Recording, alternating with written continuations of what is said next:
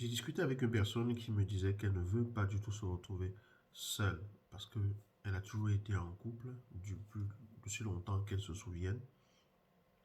Elle ne veut pas se retrouver seule même si aujourd'hui ça ne va pas très bien avec son homme. Elle n'envisage pas du tout de le quitter ou que la relation se termine parce que qu'est-ce qu'elle deviendra? Elle a peur de se retrouver seule. Comment on gère ce genre de choses? Pourquoi est-ce qu'on arrive à se sentir de cette façon? Comment est-ce qu'on peut sortir de ce genre de situation? C'est ce que nous allons essayer d'aborder ici ensemble dans cette vidéo. Bonjour les amis, je suis Annie TM, vous êtes sur Pépites et Graines de Conscience. Ici on partage des pépites et des graines en espérant qu'elles germent dans un terrain favorable et donnent des fruits savoureux à votre vie correspondant à votre genre. Nous faisons des propositions, nous vous ouvrons la porte sur différents aspects, mais nous ne vous offrons pas la vérité absolue.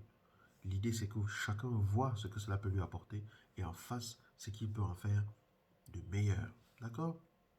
Donc, cette personne me disait ça. Elle me disait, j'ai toujours été en couple. Je dis, mais non, ça, ce n'est pas vrai.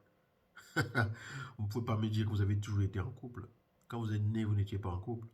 Quand vous étiez une enfant, vous n'étiez pas en couple. Vous avez commencé peut-être à être en couple à un certain moment donné, mais vous n'avez pas toujours été en couple. Et si on remonte au moment de l'enfance, vous ne vous rendez pas compte que les enfants sont en général toujours heureux? Oui, il y a des enfants qui ont des problèmes, qui sont malades, des choses comme ça et tout. Mais spontanément, vous ne vous rendez pas compte qu'un enfant est toujours heureux. Quand les enfants sont en bas âge, qu'ils commencent à dire leurs premiers mots, à marcher à quatre pattes, à explorer le monde et tout, vous n'avez pas l'impression qu'ils sont toujours heureux, qu'ils ont toujours un esprit de découverte, un esprit conquérant, un esprit explorateur? Tous les enfants, c'est comme ça. Parce que le bonheur, c'est quelque chose de spontané. Ils n'ont pas besoin de plein des artifices tout autour pour être heureux. Un enfant, il explore, il marche, il touche, il goûte, il fait plein de choses et vous voyez la vie pétiller à travers lui. Vous voyez qu'il est heureux. Vous voyez que, voilà, il est porté par cette énergie de vie. Et au fur et à mesure qu'il grandit, nous, les adultes, nous mettons dans leur espace de vie, dans leur conditionnement, qu'ils ont besoin que nous approuvions certaines choses pour qu'ils soient heureux. On commence à flouter cette connexion-là qu'un enfant a avec la source même du bonheur. Et l'enfant finit par penser que pour être heureux, il faut qu'il y ait des éléments extérieurs qui font qu'il le soit. Alors qu'au départ, il l'était tout simplement rien que par le fait de pouvoir s'émerveiller devant ce monde. Vous n'avez pas encore vu un enfant qui se promène, qui marche avec vous et qui voit un petit insecte et qui s'écrie «Ah, un insecte!» Il est émerveillé totalement. Parce que il est connecté au bonheur. Mais nous, on finit par apprendre, oui, si demain, tu n'es pas dans une relation de couple, si tu ne trouves pas de mari, voilà, ce n'est pas bien, tu vas finir seule, tu vas finir malheureuse. L'enfant finit par grandir en se disant que pour être heureux ou heureuse dans sa vie, il doit être en couple demain. Et c'est pour cela qu'aujourd'hui, les gens souffrent de se retrouver seuls. Mais si vous êtes célibataire actuellement, c'est que il y a une raison à cela. Si vous êtes célibataire et que vous éprouvez le besoin effréné de devoir toujours être en relation avec d'autres personnes à l'extérieur pour combler le vide, que vous n'arrivez pas à rester seul à certains moments avec vous-même et être en paix avec vous-même et à l'aise et content de savourer cette solitude, c'est que vous devez d'abord vous soigner. Hein. Ça ne veut pas dire que vous êtes malade. Ça veut simplement dire que il y a des aspects de votre personne avec lesquels vous devez vous réconcilier d'abord. Vous devez vous aimer d'abord. Si vous n'êtes pas capable d'aimer votre propre compagnie quand vous êtes seul, pourquoi pensez-vous que quelqu'un d'autre va aimer cette compagnie-là? Vous n'aimez pas vous-même être avec vous et vous voulez que quelqu'un d'autre le soit? Ça, c'est une question que je trouve intéressante. Donc, il est important d'être vraiment bien avec soi. Il est important de s'aimer. Il est important de savourer les moments où on se retrouve seul. Il est important de profiter des moments où on se retrouve seul pour faire des choses qu'on ne peut pas faire quand on est à deux. Pour pouvoir explorer les choses qu'on ne peut pas faire, explorer quand on est à deux. Pour pouvoir travailler sur soi, faire avancer ses projets parce qu'on n'a pas besoin de mettre du temps à disposition pour quelqu'un d'autre.